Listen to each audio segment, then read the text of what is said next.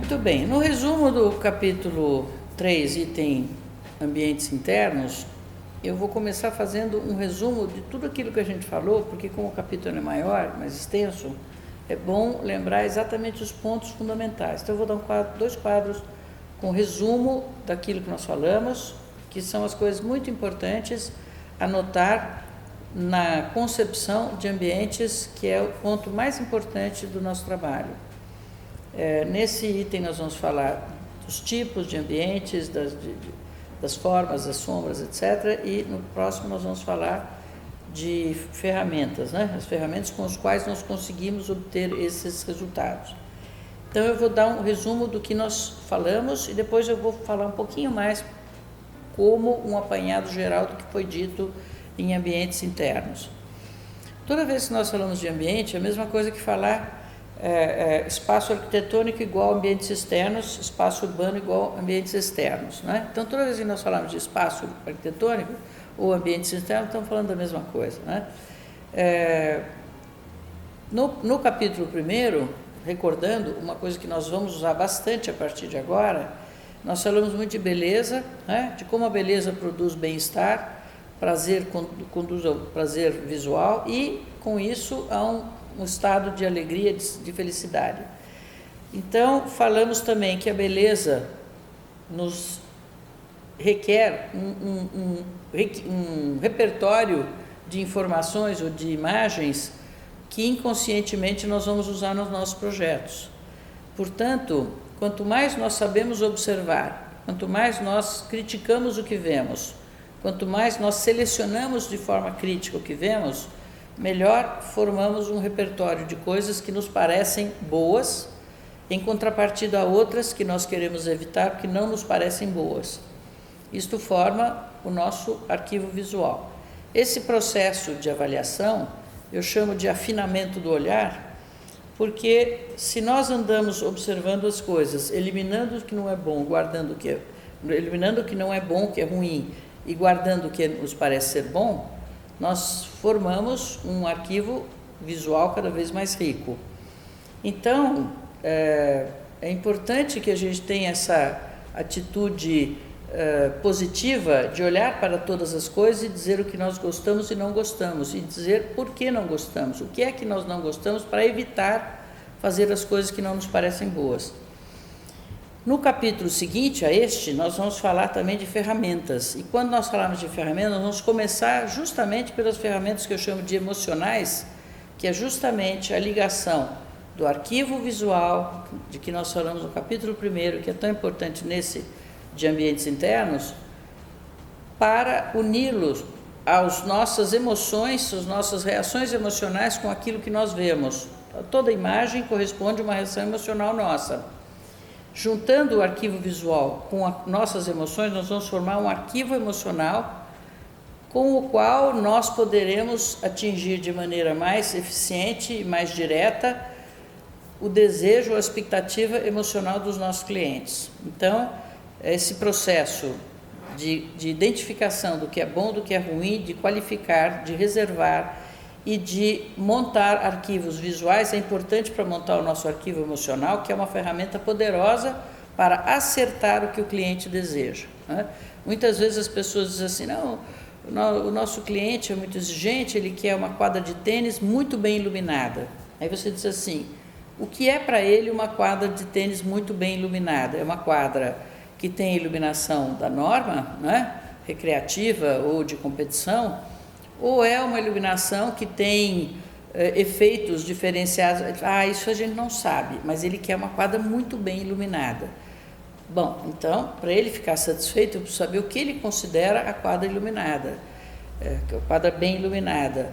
E isso é um defeito típico dos nossos colegas. Muitas vezes o cliente diz alguma coisa, eles não sabem exatamente o que o cliente quer e tem muita dificuldade em transmitir para nós aquilo que o cliente deseja. E o meu objetivo principal é ficar extraindo das equipes técnicas dos nossos clientes o que de fato eles esperam com o nosso trabalho. Muito bem, então, falando isso, que é uma rememoração tanto do capítulo 1º como do que nós vamos falar no próximo, são coisas importantíssimas para concepção e realização dos nossos projetos. nós vamos lembrar de uma outra coisa que nós falamos no início do capítulo 3 e que eu vou recordar agora como um ponto fundamental. Nós mencionamos que toda obra de arquitetura tem como objeto não a beleza da fotografia que nós vamos publicar numa dos magazines próprios da nossa profissão. Nós temos que projetar para que o ser humano que use aquele ambiente se sinta bem, se sinta confortável. É isso que vai fazer realmente a plenitude do cumprimento da nossa missão. Então, quando nós vamos olhar para o ser humano que vai usar um ambiente, nós vamos olhar para o ser humano no seu todo, né? Na sua parte física ou fisiológica, melhor dizendo, que é o seu sistema de visão.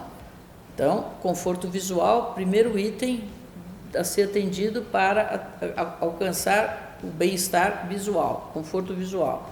O segundo é a parte psicológica, emocional do ser humano, que vai falar se ele gosta, se ele se sente bem, se ele tem prazer visual, se ele tem prazer emocional naquele ambiente.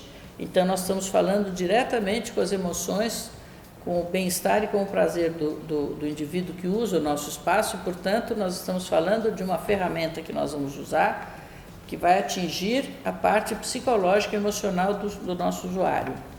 E a terceira parte é aquela parte que nós já mencionamos algumas vezes, que é a parte da consciência, que nós optamos fazer uma coisa a mais correta do ponto de vista do empreendimento do nosso cliente, a mais inteligente do ponto de vista de uso de energia, e aquela que se coadune de melhor maneira com a preservação do meio ambiente. Então, se fazemos tudo isso, estamos atendendo plenamente o ser humano que vai usar aquela instalação, o cliente que empreende a instalação, a comunidade que vai se servir dela e o meio ambiente que também recebe o consumo dessa instalação. Então, essa é a forma de fazer um apanhado geral do ser humano que usa a instalação, que usa o que é o objeto do nosso trabalho, e que nessa três partes que nós atendemos ao ser humano, fisiológica, emocional, consciente, nós temos uma que é pura ciência, que é a parte fisiológica, e a outra que é pura arquitetura e arte, que é a parte emocional. Daí a dualidade, a arte e a ciência da iluminação. Nós temos que atender os dois lados. Então, recordando isso, porque é uma marca permanente de todo o nosso trabalho. Além disso, nós frisamos muito nesse capítulo que as formas e as cores definem a impressão psicológica de um ambiente, né? O mood setting, como dizem os americanos muito bem, né?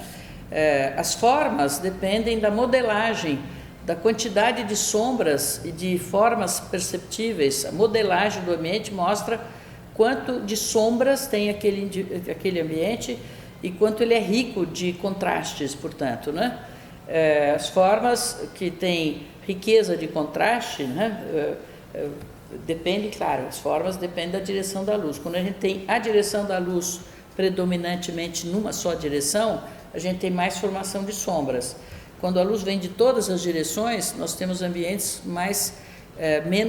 com menor quantidade de sombras e, portanto, eles são mais monótonos, porque são menos ricos do ponto de vista formal, são menos interessantes do ponto de vista da riqueza, da diversidade das formas. Então, nós podemos dizer que as formas e a modelagem podem produzir ambientes uniformes, suaves, desinteressantes e às vezes até monótonos, muito semelhantes aos dias nublados, né? Que são geralmente aqueles em que as nuvens compõem um filtro e a luz que vem de cima do sol é quebrada em várias direções, o que faz a diminuição das sombras e dos contrastes, portanto, e da modelagem. Ao contrário, os ambientes que têm contrastes são aqueles que têm uma direção permanente, como fosse a direção da luz do sol, mais a pico no meio-dia, mais inclinada tendendo à tarde ou à manhã, e, portanto, são aqueles que são os mais interessantes do ponto da diversidade visual. E as cores, por sua vez, são aquelas que, se conectadas à luz fresca da manhã, trarão impressões mais joviais, mais alegres, mais estimulantes, e aquelas que forem conectadas à luz da tarde, mais mornas, trarão um pouco mais a luz mais suave, mais introspectiva, mais relaxante, etc. O desenho geralmente dos ambientes, e nós falamos bastante sobre isso, ele é composto de alguns cenários de luz de fundo, com ênfase de uma luz de primeiro plano, ou seja, ambientes difusos com ênfase de pontos focais de maior modelagem são geralmente os ambientes que nós desenhamos na maioria das vezes, né? Às vezes a gente precisa de ambientes mais difusos, principalmente ambientes de trabalho, ou muitas vezes o ambiente diário do quarto de um paciente de um hospital.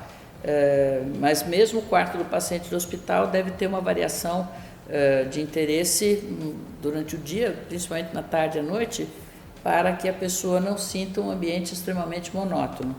Então, a monotonia é algo que a gente sempre quer tirar do nosso trabalho, e é por isso que os nossos ambientes são mais cênicos, paradramáticos, do que difusos, né?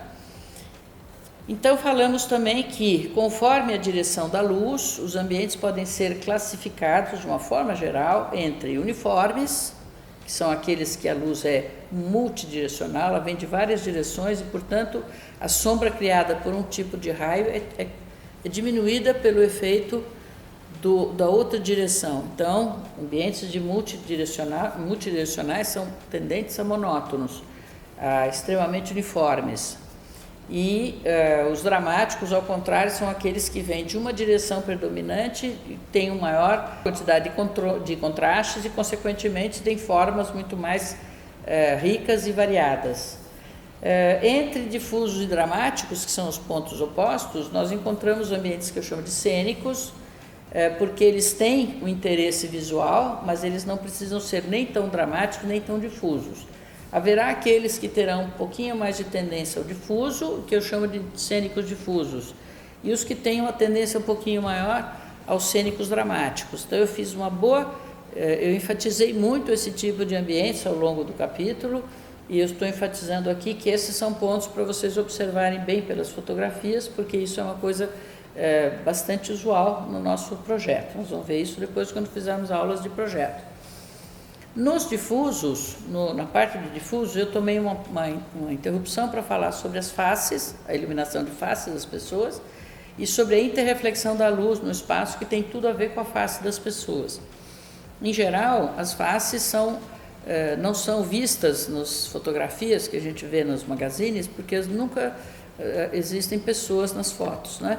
Então, a gente não vê se o ambiente está bem iluminado mesmo, porque a gente não vê as manchas das pessoas.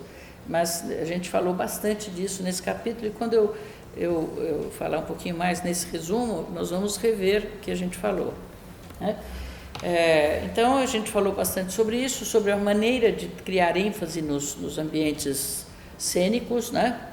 Difusos para torná-los cênicos, e, por fim, nós falamos sobre os efeitos luminosos, conforme a direção da luz, o tipo de iluminação, não o efeito, ou o tipo de iluminação de acordo com a direção da luz. Então, se a luz é feita do teto para o chão, para o piso, com giro ou sem giro, nós chamamos isso de downlighting, ou seja, a luz de cima para baixo. Se ao contrário a luz vem de baixo para cima, nós chamamos de uplighting, luz daqui para cima. Wall washer é aquela iluminação que lava a parede de maneira realmente uniforme, porque se deseja uniformidade na superfície vertical, e o grazing wall wash é aquele que, lavando as superfícies, cria uma impressão de cenografia pelas sombras que cria a iluminação rasante. Geralmente o grazing wall washer é rasante. Eu terminei com uma coisa que eu acho importante, que eu disse que nós devemos evitar. Alguns exemplos de coisas boas e coisas contrárias que são realmente muito ruins. Tento fazer isso para as pessoas se lembrarem como são essas coisas, né? Essas coisas tão ruins. Então, falamos luz-visão, esse capítulo todo, e vou lembrar as coisas mais... Eu dei esse resumozinho, mas nós vamos falar item por item do que é o espaço arquitetônico, né? Arquitetura e espaço arquitetônico, mesma coisa, define os ambientes, e isso é o nosso objeto de trabalho, lembrando que o que é arquitetura é formada pelo vazio dos edifícios, né? Nós habitamos o vazio dos edifícios, e é ele que tem que nos abrigar e gerar a impressão emocional que nós desejamos para aquele ambiente. Então, nos ambientes internos, nós sempre temos uma cobertura, paredes, piso, paredes e uma cobertura. Isto facilita, isso cria uma cavidade, né? O invólucro do vazio, do espaço que a gente habita, fazendo com que a luz que a gente emita de qualquer ponto possa ser ou não, conforme os acabamentos, refletida pelas superfícies. Com isso, a gente cria uma difusão luminosa que pode dar o ar um pouco mais difuso ou menos difuso conforme os fachos luminosos e o acabamento das superfícies. Então, nos ambientes internos, é preciso lembrar que exatamente a configuração geral da cavidade define uma maior interreflexão. Nós vamos também falar de interreflexão, principalmente nessa parte dos ambientes difusos, que a gente vai chamar a atenção para isso. Chamamos a atenção para isso já, né? E aí, nos ambientes externos, nós não temos cobertura, o que é a grande diferença entre os ambientes internos e externos, a ausência da cobertura. O fato de nós não termos um teto, só termos teto quando a camada de nuvens nos dias nublados é próxima, e aí nós temos uma reflexão da luz da cidade sobre as nuvens e existe uma maior difusão geral na cidade, né? Como se fosse um luar assim, meio capenga, né? Então, essa diferença é aquela que norteia a grande diferença entre internos e externos. Agora nós falamos interno, daqui a pouco falaremos sobre externos. Muito bem, então, a cidade, geralmente, é o espaço também formado do vazio dos edifícios. Então, o vazio dos edifícios sem cobertura dá os espaços externos. O vazio interno, que tem cobertura, na maioria das vezes, é o que faz os espaços internos. Nós vamos falar de ambientes internos, então. Nosso resumo foi esse. Começamos por aquela divisão da parte física, emocional, consciente, que nós já frisamos, e fomos então para o item que é que nós mais discorremos ao longo do capítulo, que eu vou resumir aqui um pouquinho. Então, formas e cores definem a impressão emocional ou a impressão psicológica de um ambiente. E a modelagem dos objetos que formam esse espaço é que terão maior ou menor quantidade de sombras, definindo a plasticidade desse ambiente. Maiores sombras serão provenientes de uma direção luminosa mais única, ou seja, quando a fonte luminosa vem de uma mesma direção, ou para iluminar uma parte de um vaso, nós temos de um lado um spot, um projetor, e de outro, um não fará sombra ao outro, de maneira que aqui haverá sombras e aqui não fará a iluminação no outro. Então, este não cobrirá as sombras deste, e este, por sua vez, não cobrirá as deste. Então, nós garantiremos a plasticidade das flores do vaso. Então, quando eu falo de uma direção, não significa que tudo tem que vir de uma mesma direção com o mesmo ângulo, não é isso. Significa que não há fachos sobrepostos, de maneira que um ilumine a sombra do outro. Claro? Então, a modelagem que depende da direção da luz é mais ou menos como a variação da luz natural. Quando existe a luz direta do Sol, sem a interrupção das nuvens, a gente obtém sombras muito bem marcadas, ao passo que quando a gente tem nuvens, as sombras desaparecem. Então, é desse tipo de solução que nós estamos falando. E de modo que as formas dependem da plasticidade da direção da luz e as cores dependem do maior ou menor frescor ou maior relaxamento que a cor da luz induz a nós sentirmos. Então, as cores frescas da manhã, as águas do mar, os tons cian, azuis para o verde, são muito mais estimulantes, porque eles são cores que, inclusive, ativam o nosso metabolismo mais do que as cores relaxantes da tarde. As cores do pôr do sol, do amarelo, laranja, vermelho, que são os comprimentos das radiações longas, elas induzem a produção de melatonina, elas relaxam o organismo, elas propiciam o ser humano para a tranquilidade da noite que se aproxima para se dormir bem. A melatonina é o hormônio que induz o sono. Então, tudo concorre para que durante o período da manhã as cores sejam frescas e estimulantes do ponto de vista do exercício, do vigor físico, do pensamento rápido.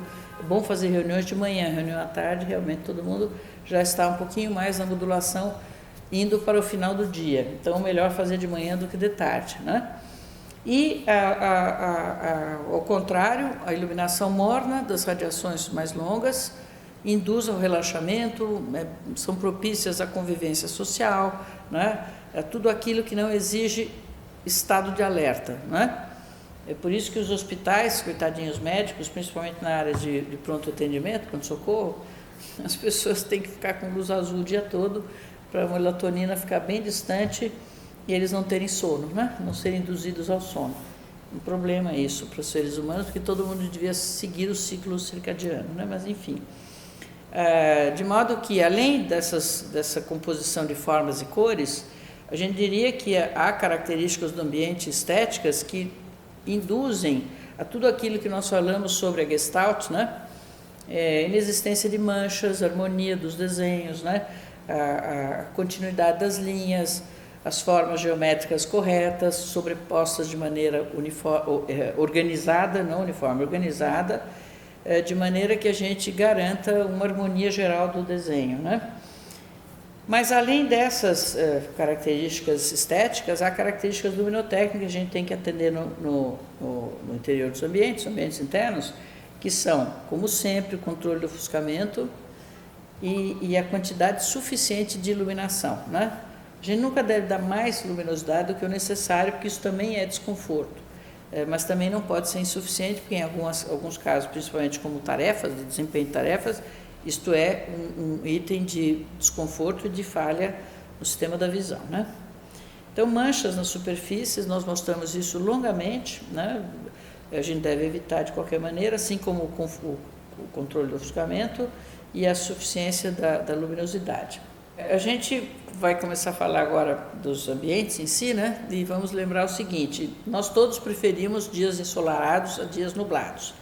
Toda a arquitetura, toda a paisagem fica muito mais bonita quando o dia é claro, porque não só as sombras são mais marcantes e a plástica, a modelagem dos ambientes é mais bonita, mas também as cores estão mais vivas, porque com menor luminosidade as cores aparecem menos, né? E por isso que nos dias nublados o reflexo do céu é cinza no mar e o mar fica cinza, né? As flores perdem a vibração da cor, porque todas elas têm menos luz e, consequentemente, têm menos intensidade luminosa para a percepção da cor. Então, nós temos aqui assim também que o mesmo objeto iluminado com uma cor e com outra cor tem uma impressão completamente diferente. Aqui nós vemos a foto de cima com iluminação tipicamente de verão, de primavera, e à tarde de inverno, né? De outono para inverno. Vejam que a direção da luz é a mesma. Trata-se de uma variação de estação e não de hora do dia, né? Aqui a mesma coisa, Torres del Paine iluminados numa época de verão e iluminados numa época de outono e inverno. Aqui a tonalidade diferente das areias, né? Lençóis maranhenses e a Praia do Cumbuco, no Ceará, como as impressões são diferentes para o mesmo material, areia branca, areia amarela. Então, as cores e as formas juntas dão impressões muito diferentes, né? E aí falamos longamente sobre luz difusa, luz direta, de maneira que isto causa impressões muito diferentes nos ambientes. A luz difusa pode ser monótona, desinteressante, se ela não tiver a somatória de pontos de interesse, né? Portanto, a ênfase sempre trará uma característica nova, que é um ambiente cênico mais interessante, porém com predominância difusa, e assim por diante. Então, eu classifico os ambientes como difusos e dramáticos, tendo ao meio deles os cênicos para difusos ou para dramáticos. Eu fiz um quadrinho que nós apresentamos, né, durante a apresentação, onde a gente mostra os resultados de luz difusa, de luz bem difusa, e resultados de luz dramática embaixo, mostrando a diferença da produção, da plasticidade, da modelagem dos ambientes, e ao meio as coisas que são um pouco difusas e outras que são mais dramáticas, né? Cênicos difusos, cênicos dramáticos. E aí mostramos a comparação com os ambientes internos, né?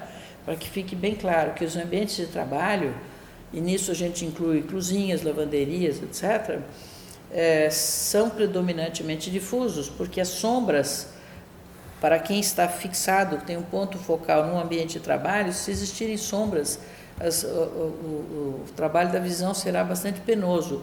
A pupila vai se fechar toda hora para controlar a entrada de luz, e isso pode causar fadiga visual. Então, a tendência dos ambientes, assim, banheiros, cozinhas, ambientes de trabalho, é que eles sejam um pouco mais difusos do que dramáticos. Banheiros, uma coisa, lavabos, outra. O lavabo é um ambiente de passagem, ele pode ser dramático, ele pode ter qualquer conotação que o autor desejar, porque ele não é um ambiente de permanência mais longa. Ele está falando sempre de ambiente de permanência longa, né? E aqui embaixo nós temos ambientes dramáticos, né? Obviamente o contraste em todos eles, né, é evidente, e com isso pode ser o ambiente que for, uma loja, um restaurante, não importa, mas quando existe essa diferença entre o claro, o escuro, a forma e as cores, os ambientes se tornam muito mais interessantes. Mas eles têm que ser ambientes de passagem, porque ninguém consegue dormir, viver, se relacionar em ambientes de extremo contraste, porque isso é penoso para o sistema de visão. Então, para os momentos de lazer, sim, para os momentos de encontro, passagem, loja, etc., não tem problema, mas para ambientes de estar, muito ruim. E no meio nós temos os difusos, cênicos dramáticos, né? E dá para ver bem a diferença entre um cênico difuso, onde a predominância é do difuso, porém com um bom desenho, que anima o ambiente difuso, de uma plateia de teatro, e o outro, de um museu, onde existe um fundo predominantemente escuro, com a ênfase dos objetos que estão iluminados, porém não existe o contraste exagerado, como nós vemos aqui nos ambientes dramáticos, né? Isso os torna cênicos para dramáticos. E, evidentemente, os pontos focais podem ser obtidos, esses pontos que eu digo, que introduzem o interesse em ambientes tanto dramáticos quanto difusos, muitas vezes, são elementos que podem ser, por exemplo, pontos focais de iluminação grazing ou Bocher, podem ser pontos focais de luz dirigida, podem ser desenhos no teto, quadrados, luzes penduradas, podem ser elementos de desenho, de elementos com luminosidade na parede, como esses passarinhozinhos que parecem origami, né? Ou podem ser efeitos de silhueta nas paredes, podem ser luminárias, né? Isso é uma coisa que a gente até trabalha pouco, mas em hotéis e outras coisas, a gente vê aqui embaixo algumas luminárias Art Deco, uma delas desenhada pelo Sr. Frank Lloyd Wright para o Hotel Imperial em Tóquio, e está em uso até hoje porque eles recuperaram essas luminárias, né, quando fizeram a recuperação do hotel. Muito bonito o hotel. E eu fiz um quadrinho com os ambientes difusos e as suas características de cada um deles, para que as pessoas tivessem facilidade de identificação no futuro, né? Disse, além do mais, nós passamos por alguns momentos em dizendo os ambientes difusos são caracterizados pela uniformidade, né? Pela regularidade, com a luz vinda de todas as direções. Como se fosse, por exemplo, uma neblina, um dia de neblina, onde a gente tem ou a luz emitida por um abajur, onde a gente tem não a luz direta, mas ela filtrada por um elemento que pode ser um objeto ou uma neblina, como aqui no caso da luz natural, né? Então, esses ambientes, em geral, não têm o objetivo de entusiasmar as pessoas, mas de facilitar, por conforto, por exemplo, o desenvolvimento de determinados trabalhos. Mas mesmo o ambiente de trabalho deveria ter áreas de diversidade visual para criar o interesse visual dos usuários. Ter ambientes monótonos é muito ruim para quem trabalha 8 horas por dia num ambiente que tem exatamente a mesma luminosidade. Então, a diversidade visual é sempre desejada. Isso a gente falou bastante no capítulo, né? Em geral, a iluminação difusa vem tanto por downlighting, né, conforme a luminária tenha com facho mais difuso, como por iluminação rasante iluminação de paredes tipo wall washer, que vão refletir a luz emitida para a parede, ao ambiente. Então, o ambiente receberá luz refletida e, portanto, uma luz de maior característica de difusão. Podem ser uplighting jogando luz no teto, então essa difusão será maior ainda, porque a luz que bate no teto se distribui, vem de muitas direções, então ela é bastante difusa, etc. Então, as fontes podem ser várias, e alguns exemplos de ambientes de luz difusa, né? Esse hospital que ilumina bem as paredes e elas, por sua vez, toda a circulação. Aqui, uma cozinha com luminária com difusor, que faz a iluminação ser bastante uniforme na cozinha toda, que é bom para a cozinheira, que passa um bom tempo nesse ambiente, né? E aí nós introduzimos a questão das faces, mencionando que dificilmente a gente vê a pessoa na fotografia, né? Mas que a iluminação das faces é uma questão de conforto para o usuário. A mim, por exemplo, que enxergo com uma certa dificuldade, é muito ruim estar numa conversa social, né, numa sala que é mais ou menos escura, em que eu não consigo identificar a face da pessoa. Eu sei com quem eu estou falando, mas eu não identifico a face. Isso é muito desconfortável, manter uma conversa com uma pessoa que você não distingue as feições. Então, a luz frontal é a luz ideal para a iluminação da face. A luz frontal num sofá pode vir de onde? Dos abajures, né? Mas a luz frontal numa mesa de uma sala de jantar não vem de abajures. Então, ela tem que vir principalmente da luz refletida nas paredes e da luz refletida no próprio tampo, e que vem de luz de cima para baixo, mas luz de baixo para cima, forma uma suavidade na iluminação do rosto, né? Então, a gente vê aqui, mostrei isso várias vezes, a iluminação uniforme da face, a iluminação de baixo para cima, a iluminação de cima para baixo intensa, ao contrário da outra, e a iluminação das duas pode formar uma iluminação homogênea, né? Pode formar aquela iluminação central que é corrigida o exagero de cima pelo reflexo da mesa, formando uma iluminação mais confortável. Isso é muito usado em salas de reunião. A direção da luz, nesse caso, é muito importante para a face. Provadores têm isso em maior escala, né? Então, o abajur ajuda nas áreas sociais, nos quartos.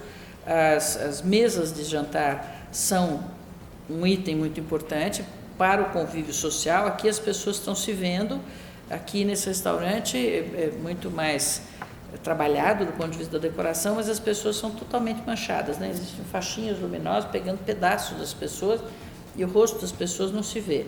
Em reuniões de trabalho a mesma coisa.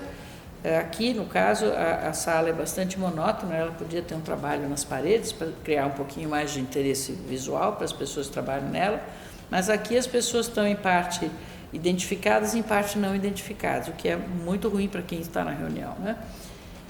Essa é uma sala, um meeting que tem todas as pessoas bem identificadas e, portanto, é muito mais confortável, né? As salas de reunião com iluminação indireta favorecem muito, porque a iluminação é espalhada, né? E a luz que vem para frente das pessoas não é dirigida, ela vem de várias direções, e com isso a diminuição das manchas no rosto é bastante forte, né? É uma maneira de se fazer uma boa iluminação.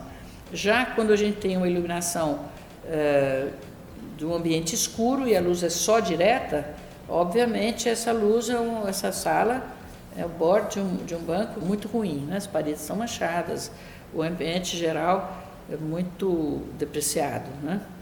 Aqui iluminação de provadores, como nós estamos falando, com a característica de luz difusa de um e luz dirigida direta com manchas no outro. O provador tem que ter luz frontal.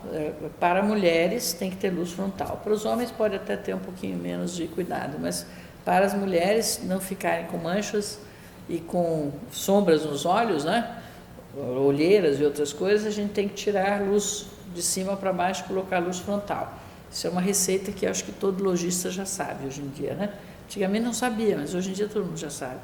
Então, aqui dá para ver claramente a luz com manchas, a luz sem manchas, né? E esse processo das manchas é compreensível através do processo de interreflexão da luz nos ambientes, né? Ambientes internos que tem teto, parede, piso, mesas, tampos, né, horizontais, a luz caminha, luz é energia. Então, ela é emitida pela fonte luminosa, se dirige às paredes, é refletida em direção às mesas, é refletida em direção, novamente, às faces das pessoas, ao teto, e por aí a luz caminha no espaço. Esse processo chama-se interreflexão. Ela pode ajudar a diminuição das sombras no rosto e como ela pode formar as sombras, né? Em geral, a gente não deve pôr a luminária sobre as pessoas, mas sim sobre a mesa. Não só a gente ilumina o centro da mesa, se for uma sala de jantar, mas a gente faz com que a luz venha de baixo para cima no rosto das pessoas. Isso facilite muito a compreensão da identificação da fisionomia de cada uma das pessoas da mesa, né? Muito bem. Então, esses foram os ambientes difusos. Os ambientes dramáticos são aqueles, ao contrário, que têm a luz dirigida de uma mesma direção e que têm fortes contrastes, como a gente vê nesses exemplos de luz natural. Aqui uma cozinha com ambiente dramático, porque ela tem acabamentos escuros e a luz que é emitida, mesmo por superfícies difusas, acaba morrendo absorvida pelo escuro do fundo das bancadas. Então, é típico de ambientes onde os acabamentos são escolhidos escuros, e se tiverem algum brilho, por menor que seja, pior ainda, porque a gente vê como aqui, a reflexão das fontes luminosas na parede. Isso é um ruído muito grande nas instalações. Quando as pessoas querem ambientes dramáticos, porque elas querem enfatizar, no caso aqui, as roupas, realmente o fundo, principalmente o teto escuro, ajudam muito, né? Lembrando que na loja, a pessoa não mora na loja. Quem trabalha na loja vai ter que ter um pouquinho mais de horários de descanso, porque a pressão do contraste é muito forte para quem fica 8 horas trabalhando na loja, né? Mas se ela fizer alguns descansos, tudo bem. Então, de fato, o material exposto de venda é muito valorizado quando você tem fundos escuros. Agora, depende da loja, depende do cliente, né? Se é uma loja para jovens, música alta, etc., não tem importância. Mas se for um grande magazine, áreas muito grandes, isso pode ser um desconforto muito grande e impedir o acesso das pessoas.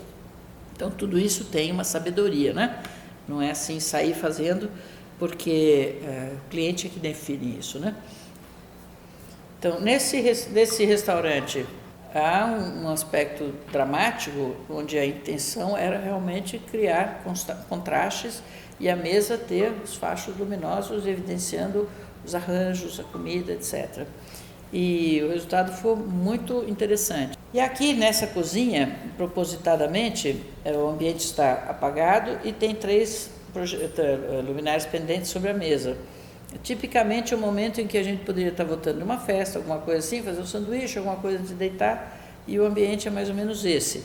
Então, vejam que em lugares onde durante o dia certamente a luz é difusa, também se pode obter, com as variações de sistemas hoje, né, uma ambiência dramática. Outros ambientes dramáticos são tipicamente aqueles dos museus, né, onde os objetos são valorizados e, obviamente, o ambiente em torno é mais escuro, está em segundo plano.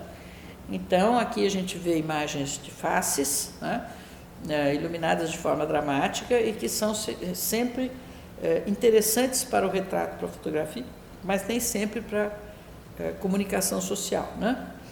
E aí, no meio dos dramáticos e cênicos, a gente falou bastante tempo sobre cênicos difusos, cênicos dramáticos. Os difusos precisam de um pouco de dramatização, de contraste, para criar interesse visual. Aqui a gente tem algumas imagens de natureza, que a gente mostrou bastante, onde a luz difusa é misturada com pontos focais.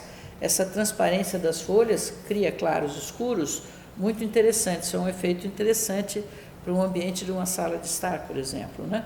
Ou ambientes difusos, onde há a demarcação clara das sombras, né, podem também representar valorizações interessantes. Aqui é uma escada, já nos ambientes internos, onde a escada é iluminada de forma difusa e bastante segura, né, mas a linha luminosa da parede cria um interesse visual. Essa escada é muito bem feita, né, na minha forma de ver. Aqui um ambiente onde as manchas, né, começam a aparecer, E eu nunca aprecio manchas assim, eu acho que elas estão sempre perturbando o desenho dos ambientes, né? E não são pontos focais, são pontos de enganos de facho luminoso. Aqui nessa fotografia existe um banheiro onde existe uma luz difusa, principalmente vinda dessa luz que banha a parede do lado direito, né? As peças das cerâmicas estão perfeitamente iluminadas e existe uma linha luminosa difusa no centro. Então existe um interesse visual, os nichos atrás estão bem iluminados, existe um interesse cênico num ambiente que é difuso e que deve ser mesmo, que o banheiro não pode ser dramático, né? O lavabo pode, mas o banheiro não. Essa já é um cenário um pouco mais para o dramático, principalmente com essas luzes de rodapé, né? E umas luzes muito marcadas no teto, onde o ambiente é difuso, mas tem marcações extremamente desagradáveis de pontos luminosos muito fortes, né? Aqui, apesar de ter as linhas luminosas, já são mais suaves e estão mais ordenadas no ambiente, né? Então, é um ambiente cênico, bem cênico, mas difuso, continua sendo difuso. A mesma coisa aqui, onde essa luz indireta da sanca é difusa, produz um ambiente embaixo difuso, e a luz direta para a mesa de trabalho facilita o ambiente de trabalho. Os nichos no fundo mostram claramente que há um interesse de trabalhar a parede de forma a criar objetos de interesse no ambiente, né? E aí nós podemos falar os cênicos dramáticos, que são o contraponto desses, né? Então, lembrando uma foto que já é um cenário onde com luz natural e sombras marcadas, de maneira que os contrastes nessa foto são maiores. Então, nesse ambiente de auditório, a gente tem, não só pela cor cinza predominante e as linhas luminosas, um ambiente bem mais para dramático, embora não seja dramático, ele é cênico, mas ainda com pontos de interesse visual bem marcante. Esse restaurante, que é bem bonita a iluminação dele, por sinal, tem uma área toda difusa, né? A gente vê na parede do fundo, no teto, mas o ponto de trabalho do Sushi Man é bem marcado, o balcão aqui também é bem demarcado, de maneira que tem uma introdução de interesse visual. Esse hall também, ele tem contraste forte, mas ele tem um interesse nos objetos, né, que fazem parte do decor do hall, que o torna um cênico para o dramático. E aqui, novamente, um trabalho da Cristina Maluf, que eu disse que ela tem uma habilidade muito grande para trabalhar esses ambientes mais dramáticos, né? Dado Beer, né? Que tem a iluminação muito interessante nas mesas e nos objetos que estão em volta. Isso é bem um cênico para o dramático, para o contraste maior, né? E, finalmente, a gente dá alguns exemplos de riqueza visual que podem ser obtidos, como a gente mostrou, de silhuetas, as arcadas que se sucedem, né? Os objetos, as arcadas iluminadas pelo interior, os grazing wall washers, que são as paredes iluminadas de forma intensa, mostrando a textura, ou a área negativa, né, de objetos. Muito bonita essa parede, né? Linda a solução para a parede e muito boa iluminação também, né? Muito bem resolvida a iluminação. Aqui o grazing wall washer, aí no conjunto do shopping Cidade Jardim, mostrando a variação dos tijolos, né, tirando partido da textura dos tijolos, ou também alguns objetozinhos, essa iluminação de uma plataforma de metrô, acho maravilhosa, uma ideia belíssima, iluminação dos interiores, muito Ingo Maurer isso, né, com a iluminação bem escura do ambiente como um todo, né, muito interessante, desenho muito bonito, né, ou elementos pendentes, é uma rede de lojas de roupas nos Estados Unidos, que todos os halls de escadas deles têm essas borboletinhas penduradas, né? Muito bonito também, ideias bastante criativas e que dão um resultado formal, plástico muito bonito. E aqui todas as clássicas clarabóias com vidros, com vitrais coloridos, que dão um ar extremamente elegante, bonito e de interesse muito especial, né? As variações dos cenários que a gente tem hoje com facilidade, dadas os sistemas todos, né, no mesmo ambiente, com uma variação grande de cenários, ou então a aplicação de luminárias, como a gente falou antes, essas luminárias no Hotel Imperial, ou as esculturas, ou outros objetos, que são, esse é muito interessante também. E depois falamos do que são os sistemas downlighting, que a gente mostrou já antes, sistemas downlighting com efeitos cênicos marcantes nesses objetos, ou, por exemplo, nessa armadura de samurai, que é belíssima, né? Enfim, a luz dirigida pode ser extremamente dramática, pode sair do difuso ou dramático com facilidade. O uplighting, ao contrário, tende a dar uma difusão e por isso ele é muito usado em museus, né? A luz de fundo do museu tem que ser mais para difusa e depois ele tem que ter uma concentração grande em determinados aspectos. Claro que há salas de museus que precisam de maior dramaticidade, mas nas pinacotecas em geral é bom que haja uma certa difusão, né? Até porque existe uma concentração grande de pessoas e se concentrar e se mover com muitas pessoas em ambientes muito escuros é muito desagradável, né? Então essa é uma iluminação muito interessante que vem da parte da cúpula, né? da abóbada, e tem luz aqui em cima que faz o serviço da iluminação direta, e depois tem luz dirigida aqui ao piso que rebate a luz de baixo para cima e compensa a luz de cima para baixo.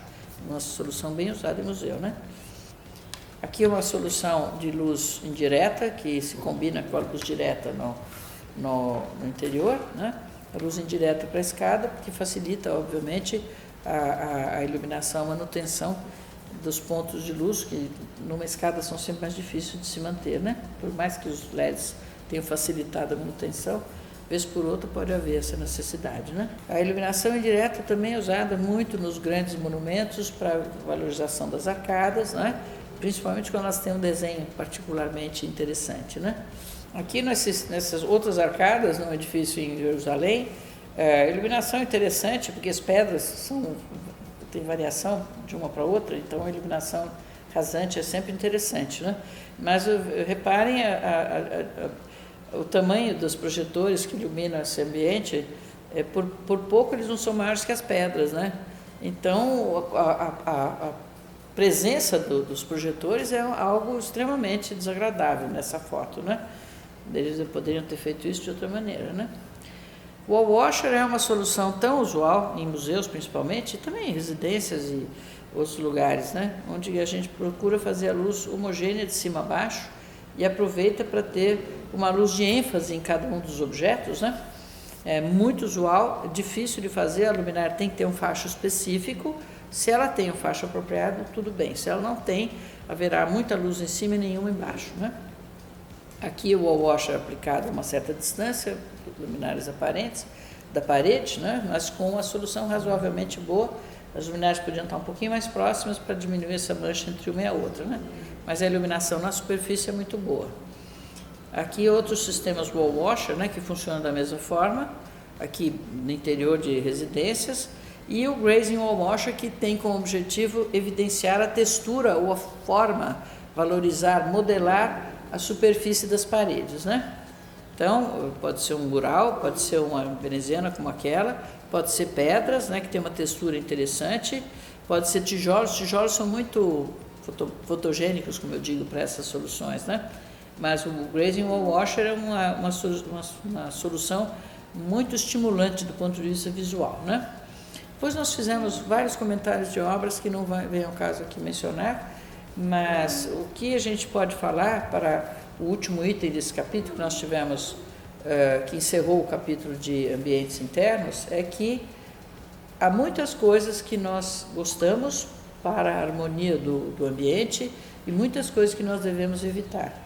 Então, neste caso, nós vamos fazer uma sucessão de coisas que a gente deve evitar. Por exemplo, aqui nesse ambiente nós podemos reparar que a iluminação é feita para que os objetos, como aquelas venezianas, para que a obra de arte sejam bem vistas, o tapete, mas que não se vejam as luminárias, né? E quando elas aparecem, elas são tão bem controladas que, em termos de brilho, que elas não fazem parte do teto. Reparem bem que aqui os fachos se colocam na mesma altura, fazendo um desenho harmonioso nas venezianas, né? Então, a mesma coisa nessa superfície daqui, das superfícies da biblioteca, da mesma casa, onde as luminárias se dedicam ao quadro. Aqui tem dois pequenos abajures que fazem luz difusa aqui para os quadros, esses dois pontinhos que não têm brilho, não são ofuscantes. Aqui as luminárias também não têm ofuscamento, elas iluminam a superfície que se deseja.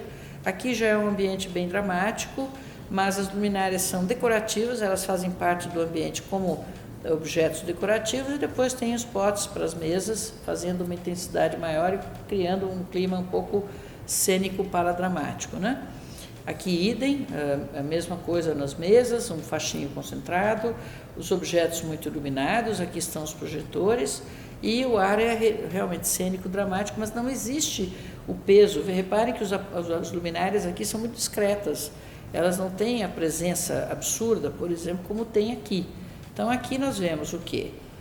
Objetos muito pequenos, muito pequenos, iluminados por projetores que têm, em geral, 4 vezes o tamanho. Eu estou dando o número real, né? Aqui uma coisinha pequena que tem 5 vezes o tamanho do objeto iluminado, a luminária, né?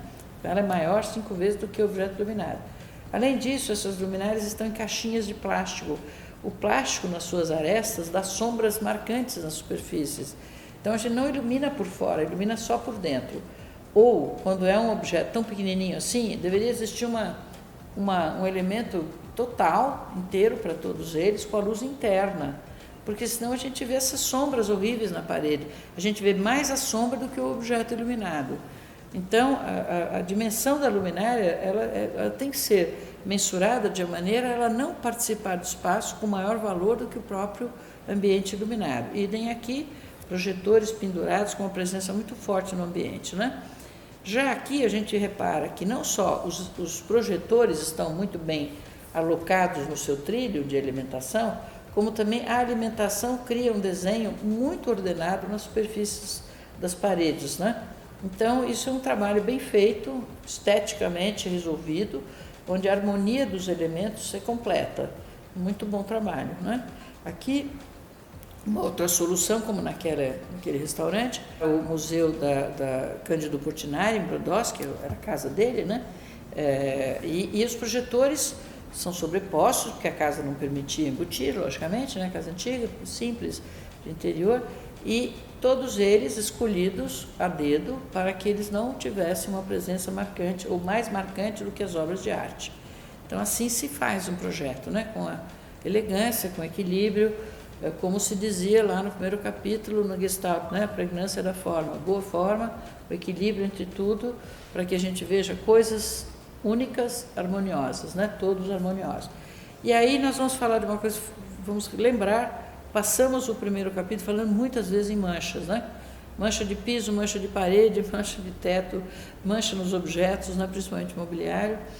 É um assunto bem polêmico, mas, por exemplo, quando se coloca fachos dirigidos em sancas lineares, o facho dirigido não combina com a linearidade do efeito que se deseja, nem com a superfície. Então, cria-se esses jatos de luz, né, sobre o quadro, que iluminam a moldura, dão uma sombra de reflexo da moldura para a parede, mas não ilumina o quadro, né? Nem a direita também é a mesma coisa.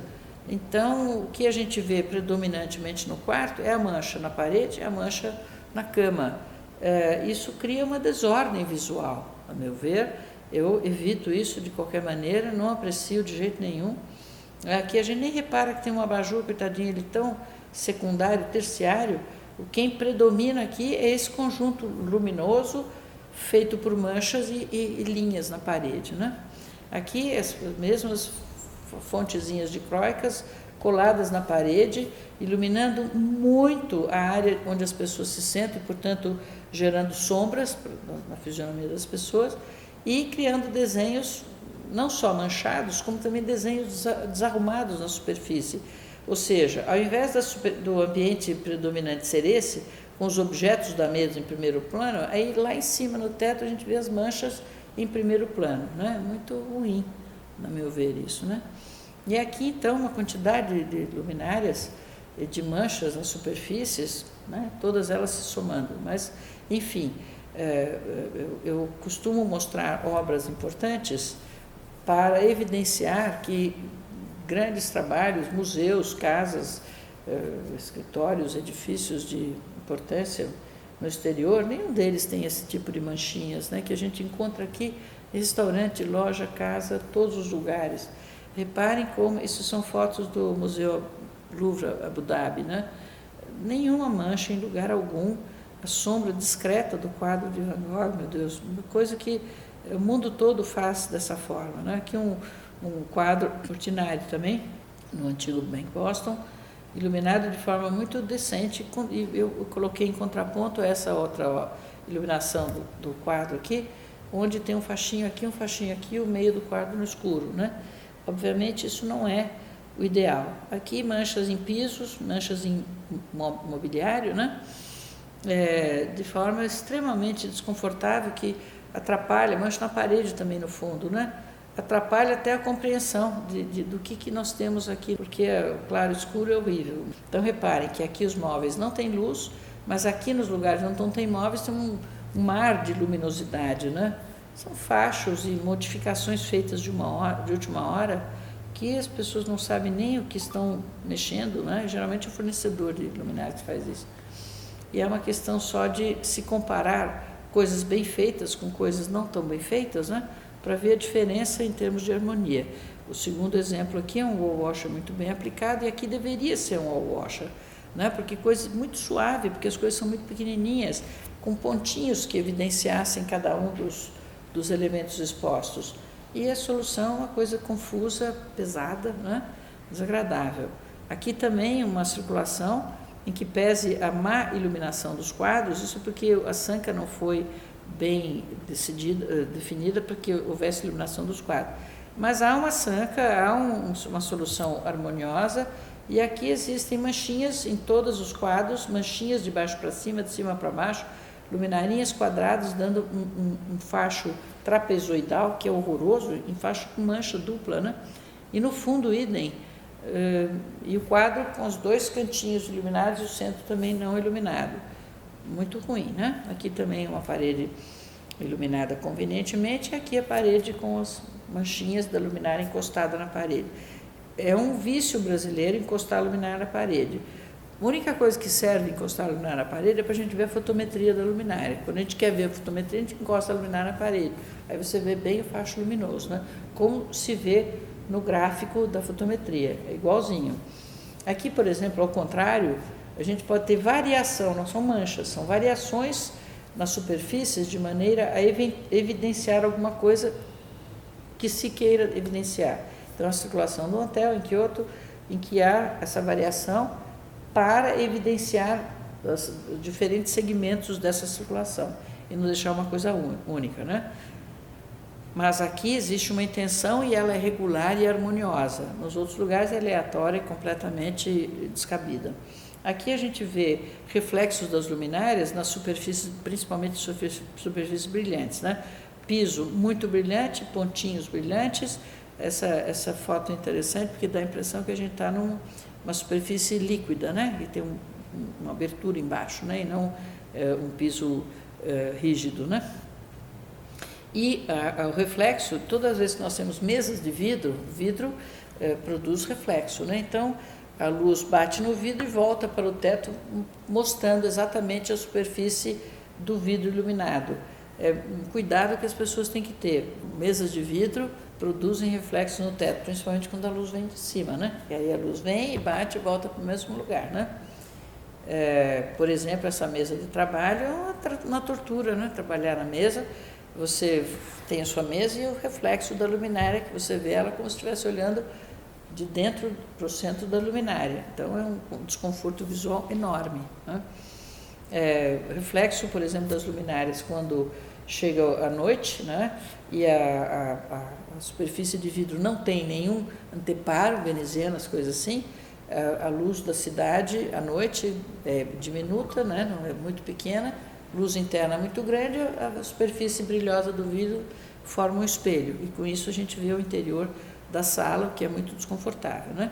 E um outro uso muito na moda no Brasil atualmente, as linhas luminosas que formam desenhos às vezes cansativos, às vezes exagerados, né?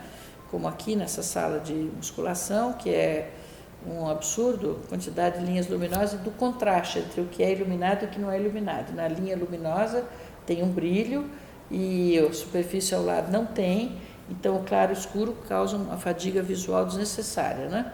Aqui a gente vê superfícies bem feitas, né? Aqui à esquerda é um home theater, um lugar que se vê filmes e, portanto, aqui ela está iluminada, mas a sala é predominantemente escura para permitir a ênfase da tela e não da superfície em torno, né? Essa superfície é muito branca, ela já não deveria ser tão clara. E a luz aqui é, obviamente, como o teto é escuro, é restrita à saída luminosa, né? Não espalha. Mas ela é bem executada, todas as linhas aqui estão muito bem executadas. Aqui à direita, no centro comercial, evidentemente, as linhas luminosas são perfeitas, né? As linhas de luminárias têm que ter integridade, elas têm que ter concordância e integridade, não dá para fazer coisas quebradas, né? Então essa solução é muito boa. Aqui esse banheiro, de novo, muito bem executado, muito bem definido, e aqui uma linha luminosa, que é uma luminária contínua, num ambiente completamente escuro, um contraste absurdo e nenhuma iluminação, porque por mais luz que se coloque aqui, este ambiente será sempre escuro, porque o escuro absorve a luz, ele permanecerá escuro, né? Sancas pequenas, pequena altura, 15 centímetros, né? Quando as sancas a gente projeta, nunca projeta uma sanca com menos que 25 centímetros, porque há que se ter espaço para que a saída luminosa forme superfícies iluminadas, e não linhazinhas iluminadas, que na época das fluorescentes, uma lâmpada na borda, outra na parede, fazia essas manchas luminosas horrorosas, né? E eu dizia assim, puxa vida, a manutenção do shopping não faz o alinhamento dessas lâmpadas, embora seja pedido permanentemente, né? As pessoas não ligam para isso. É como se sanca fosse assim, né? Então aceita-se que a sanca é assim. Não é assim, não deve ser assim, mundo afora não é assim, né? Aqui uma outra sanca do mesmo má qualidade, num shopping no Rio de Janeiro. E aqui uma sanca bem feita, não fosse o fato de ter uma lâmpada apagada aqui, né? Mas ela está bem feitinha, circular e tal, ela está bem feita, e a luminária central ajuda um pouco aquele buraco central mais escuro, né? Aqui, por exemplo, uma sanca num hotel Four Seasons, que é obviamente muito bem realizada e tem uma altura bastante grande, e vejam como ilumina muito bem a superfície em torno, né? Coisas bem feitas que contribuem para a qualificação geral do ambiente, né? Quando a gente faz, né, tem outra coisa bastante interessante, em prateleiras, né? Prateleiras e nichos. Prateleiras a gente quer iluminar objetos, né? Ou não, a gente pode querer iluminar máscaras, eu já fiz isso, máscaras africanas, que são negras em geral, tem as aberturas dos olhos, do nariz, da boca, e se a gente ilumina muito bem o fundo, como elas são negras, elas se mostram no negativo, né? Tudo bem, aqui a gente tem uma máscara desse tipo aqui, né? Grega, né? Os gregos usavam isso, os espartanos, né?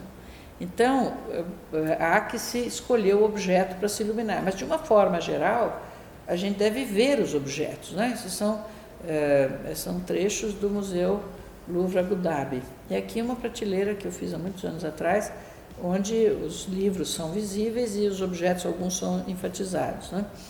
Aqui nichos com iluminaçãozinha bem discreta, mas correta, onde os objetos foram visualizados, porque a luz está na frente e para trás, né? Aí a gente começa a ver hoje em dia que eu não sei por que razão as pessoas resolveram escolher a iluminação das costas dos objetos, né? Então a gente vê o objeto em negativo, mal iluminado, e vê fundo iluminado. Só que como sempre tem um objeto, a gente nunca vê um fundo contínuo, que não são painéis iluminados, são pedaços de prateleiras iluminadas, né? Então vejam aqui, esses livros na frente não iluminados e todas as partes superiores brilhantes, né? Nem dá para ver que são livros, né? Porque a luz sai do fundo. Eu acho bastante estranha essa solução, mas enfim, é um costume atual, né? Eu prefiro fazer aqui essa iluminação, então, de um LED de má qualidade, branco, né? Horroroso, porque é uma residência isso, né? E luz saindo de trás para frente. Obviamente isso não é meu detalhe, isso nunca fui eu que fiz, eu fiz a iluminação correta e também não fiz a iluminação, aqui a parte superior eu nunca deixo ver a saída luminosa, né? Sempre faço de maneira que a gente não veja de onde vem a luz, né? Mas aqui, luz de trás para frente é moda, né? Os decoradores às vezes preferem fazer assim. Aqui uma iluminação tradicional de prateleiras, aqui um closet cuja iluminação é da frente profundo e está bem iluminado. Um pequeno detalhe que a borda é um pouco larga e a linha luminosa está um pouquinho mais para dentro do que deveria, né? Ela deveria estar um pouquinho mais para fora para que fosse observada a face das roupas, né? Como aqui os sapatos, né? Eles estão muito bem iluminados, né? Mas, de uma forma geral, essa iluminação é muito boa. E é outro vício que se tem é fazer nichos com um pontinho colado na parede no meio do nicho. Ora, não vai iluminar o objeto lá embaixo, né? Não pode iluminar, porque está atrás e está no centro, então dá uma marquinha, a gente vê mais a mancha luminosa do que o objeto. Esse é um nichozinho que tem uma altura maior, uma profundidade grande. Então, quando tem profundidade grande, a luz até pode estar dentro. Não deveria ser esse facho, porque ele dá uma mancha aqui bastante marcante. Mas onde não existe a mancha, ele está correto, né? Dá para ver o objeto, as cores, né? Mas deveria ter uma bordinha de nada que impedisse a visualização da fontezinha luminosa. Mas está melhor do que a média, né? Que a gente mostrou aqui. Lógico que eu escolho as coisas contrastantes, né? Boas e muito ruins para se chamar atenção para os defeitos, né? E aqui atrás da cama uma luzinha que não serve para ler, que está na nuca e na nuca das pessoas, né? E mancha a parede. E eu, por exemplo, acho que esse tipo de solução é um desastre, na minha opinião, né? O nicho aqui iluminado, como ele é alto e como ele tem profundidade, dá para ver aqui a profundidade, né? Se ele tiver um pouquinho mais para frente, é possível que ele veja ou identifique um objeto que esteja aqui, né? Mas se ele tiver, conforme, aliás, não tem objeto nenhum, mas certamente haverá algum dia, né? Ou então aqui a faixinha o nicho muito curto, com uma pedrinha que poderia ser enfatizada, mas não dá para ter um faixinho assim no meio do elemento, né? Porque obviamente vai existir a mancha. E aí, não sei se isso eu acho isso muito ruim, até porque a gente vê a fonte luminosa, né? Mas, enfim, aqui é um nicho bem feito num hotel em Xangai. Esse é o objeto é escuro, como eu falei, mas eles escolheram um fundo claro, a luminária está na frente e o fundo é curvo, de maneira que a distribuição luminosa é muito bonita e o objeto embaixo fica iluminado bem no contraste, né? Piso iluminado, objeto escuro, e dá para se perceber a escultura de uma forma geral. Então, nesse caso, o nicho tem uma madeira clara, a luz de cima para baixo dá um reflexo que ilumina a paredinha também. Obviamente, haverá uma série de objetos expostos aí, né? Mas, de uma forma geral, a iluminação é calma, não tem manchinhas, né? De maneira que os objetos estarão em evidência. E aí, o que nós temos que evitar sempre é uma coisa chamada ofuscamento, né? É muito comum a gente estar num restaurante e ter alguma mesa, algum objeto iluminado cuja luminária está dirigida ao nosso olho, né?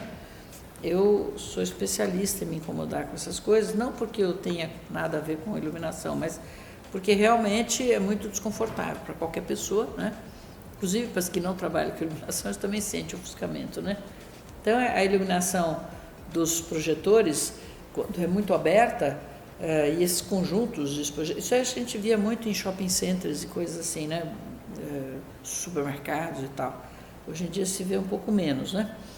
Mas, andando pela cidade de São Paulo, a gente nota uma série enorme de vitrines em que os projetores, em vez de estarem iluminados da frente para o interior da vitrine, estão iluminados do fundo para fora da vitrine, ou seja, eles iluminam o observador, né?